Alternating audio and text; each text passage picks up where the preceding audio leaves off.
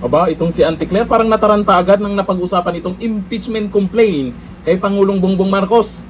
Pero Auntie Claire, may sinasabi po si Senator Amy Marcos sa mga nalalaman niya, malamang may hawak itong ebidensya. Pag nakarating sa Senado yan, kabahan ka na. O ito sa balita ngayon, Auntie Claire, okay ka lang ba? Claire Castro sa impeachment kay Marcos Jr. Sabi niya, walang Mary Grace Piatos ang Pangulo. O ayan, Bibi Sara Duterte na naman pinaparinggan. Mariing pinabulaanan ng Malacanang ang mga paratang na ginamit bilang batayan na umuugong na impeachment complaint laban kay Pangulong Ferdinand Marcos Jr. at iginiit na walang anumang personal na anomalya o katiwalian maaaring iugnay sa Pangulo. Sa isang payag nitong January 12, 2026, sinabi ni Palace Press Officer Claire Castro na malinaw na walang katulad na issue ang Pangulo na maaaring maging dahilan ng impeachment. Ito ang sabi niya. Ang Pangulo, hindi po siya nagnakaw ng pera. Pangalawa, siya ang nagpapaimbestiga sa mga maanumalyang flood control projects at maaaring naging sanhi ng korupsyon. Di nga. Alangan, kailangan niyang gumalaw-galaw dyan kasi nagkabukingan pagkatapos ipagmayabang yung flood control projects nung nakaraang SONA. Mga ilang araw, na fact-check siya ng kalikasan. Umulan ng umulan, bumaha ng bumaha. Ayun, may nag-iingay na. Nasaan ang flood control projects na sinasabi ng Pangulo? Marami nang nagsasalita na ganito daw, pakpak ganon, ganito yung nangyayari, wala naman yung flood control project. Napahiya siya doon. Auntie Claire, di ba? Ano ang gagawin niya? Kahit sino ba naman? Galaw-galaw din, di ba? Imbestiga. May nangyari ba? Nasaan yung pinangakong may mapakulong bagong magpasko tapos ngayon, pagkatapos ng bagong taon at ewan ko ba, ang daming pangako, Auntie Claire. Pero wag kang mag-alala, Auntie Claire. Isa ito sa posibleng ma-impeach ang amo mo. Galing kay Senator Amy Marcos. Ito ang video. Opo, yung maifip. Ako, yung maifip. Bonggang ayuda to death. Ano ba to?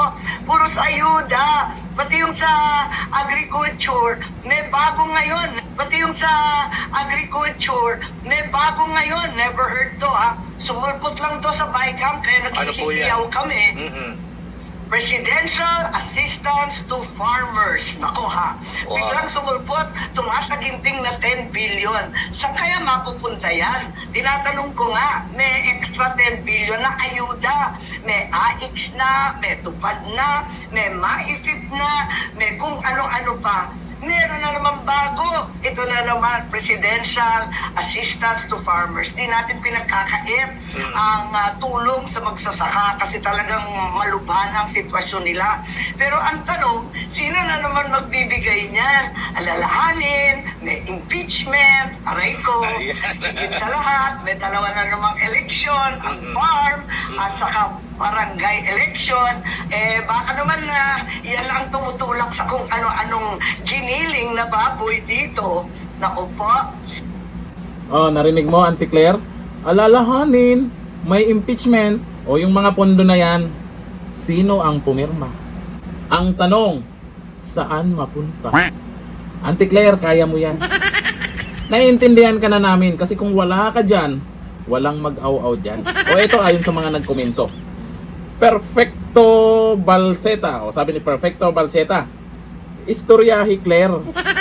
Sabi ni Mary Grace Mencias, Auntie Claire, tahol pa more. O sabi ni Lloyd Rab, sulit na sulit ang bayad sa'yo, Auntie Claire. Siyempre lahat na lang kahit alam na ng mga tao yung issue na yan, gusto pa rin niyang baliktarin at Duterte na naman ang sisihin. O sabi ni George Sidiaco, iba talaga pagbayad kasi mukhang bibig niya Duterte lagi. Puro Duterte. Ngayon impeachment, Duterte na naman. Sabi ni Senti Tanyo, laki siguro pangangailangan nito. Umataw Di ba? Umataw si Auntie Claire. Alam niyo sa totoo lang, si Auntie Claire po, malaki po ang bilib ko sa kanya dati. Yung nagbablog pa lang yan, siyempre attorney. Bumabanat kay Pangulong Bongbong Marcos. Yung banat niya talagang sapul na sapul. talagang katotohanan makikita natin sa mga nangyayari ngayon. Bigla na lang nandyan. Tapos yung banat niya, bumaliktad agad, di ba?